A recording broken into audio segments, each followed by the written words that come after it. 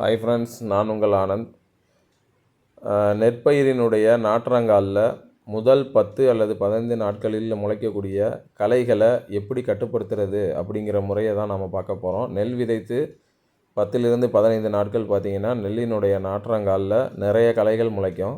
அதில் பார்த்திங்கன்னா இந்த இமேஜில் இருக்கக்கூடிய கோரை, தட்டுக்கோரை, அதுக்கப்புறம் கையாந்தலை, ஒரு சில புல் வகைகள் நெற்பயிரில் அதிகமாக முளைக்கும். இதை கட்டுப்படுத்துறதுக்கு நாம் மேனுவலாக யூஸ் பண்ணுறோம், அதாவது கையால் களை எடுக்கிறோம். ரெண்டாவது கெமிக்கல் யூஸ் பண்ணலாம்.